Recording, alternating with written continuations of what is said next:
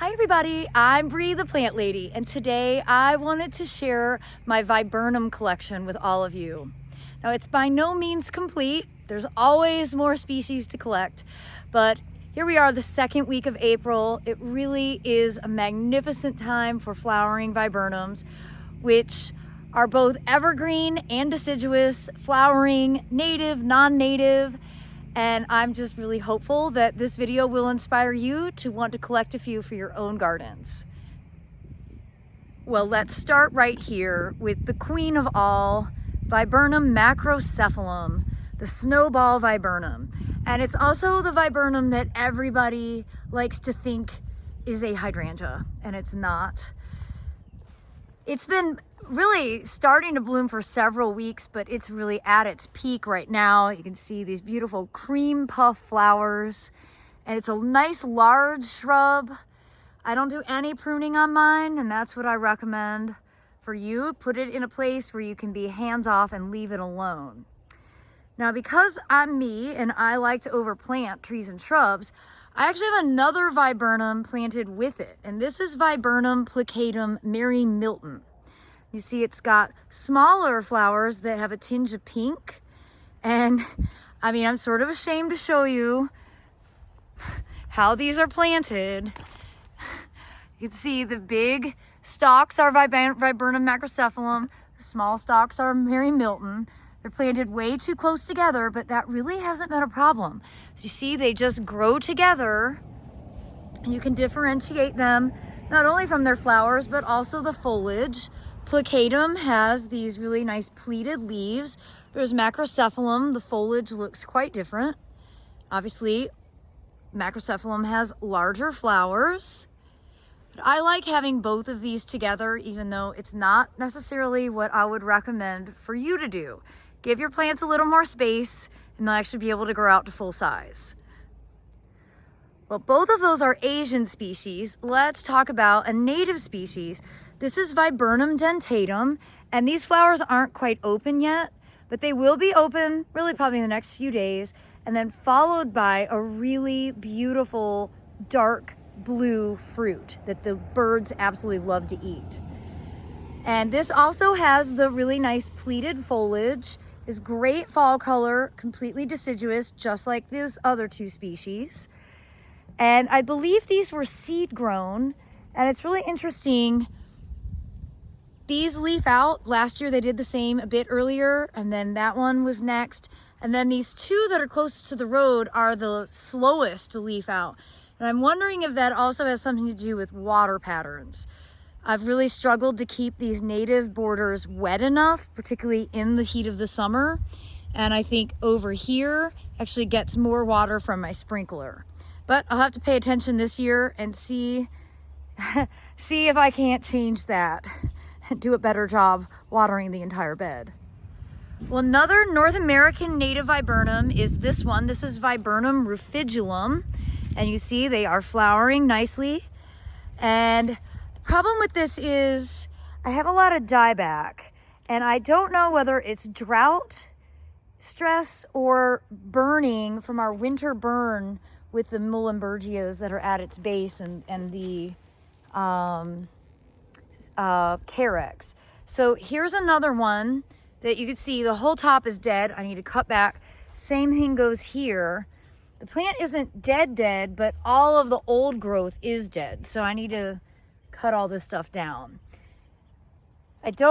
My inclination to say that this is probably more related to burning, like with fire, than it is to do with drought, although I'm not 100% certain. So I have more research to do on that.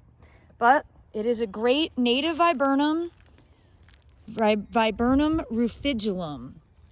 You can see nice flowers right now. Earlier today, there were a lot of bees and stuff on it.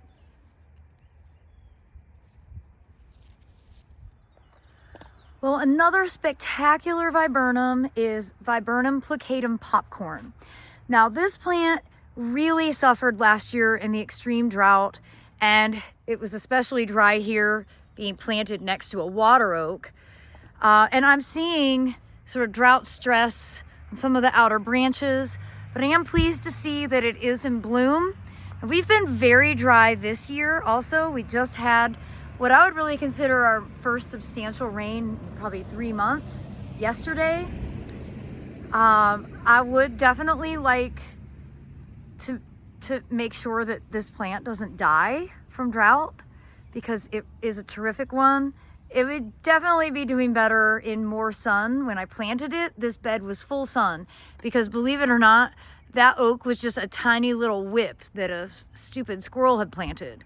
But it's amazing how fast plants can grow in 15 years, and how much the shade has created the canopy over this bed.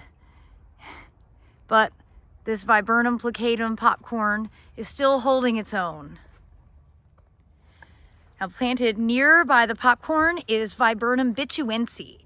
And this is a not so common species, but really amazing fall color. But you can see it's in full flower right now. Really, a lot of the blooms aren't even completely open yet. This is not, I wouldn't call it fragrant. It definitely has a scent. More like a ligustrum, maybe. But this is a beautiful large shrub. As you can see, you know, I don't do a lot of pruning on this, and that's its natural habit. I think it's really attractive. Birds love to nest in it. That's another great reason to grow it. And it's actually semi-deciduous. It depends on how cold we get in the winter, if it loses all of its foliage or if it holds on to a colorful core. Well, here under the weeping hackberry, we have a great dwarf, in quote. This is Viburnum plicatum nanum. Now, it is significantly smaller. You can see, you know, I also don't really do any pruning on this. So this is about 5 foot tall and nice flowering on it this year. It's definitely in more shade than it wants to have. But again, when I planted it, this was absolutely full sun. But I am pleased to see that it's doing so well here, kind of hiding the fact that that Celtis is in a giant broken container. Just give you a behind the scenes here. It's a giant broken container. I need to take the pot completely off, and then what I need to do is kind of create some sort of raised planter, fill it with soil, maybe put in a bench. You just got to see Ava Grace doing her climbing thing. This is on the list. I'm not sure when it'll get done. Well, this badly espaliered plant here is Viburnum plicatum shasta. And it's not blooming well because I did a really hard prune on this last summer. And viburnums tend to bloom on old wood. So I cut a lot of the material off that would have been flowering this year. But you can see this has got both sterile and fertile flowers. So the sterile flowers are these, just like on a hydrangea. The fertile flowers are these ones. And it's a great thing to be able to have both, because the pollinators only benefit from the fertile flowers.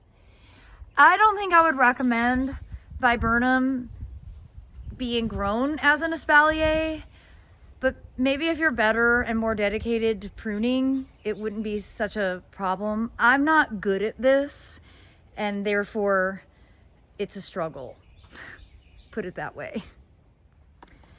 And here we have a wonderful evergreen viburnum.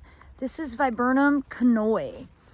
And this has been planted since 2011. I have literally done 0 pruning on it. So this is truly the size that it grows to.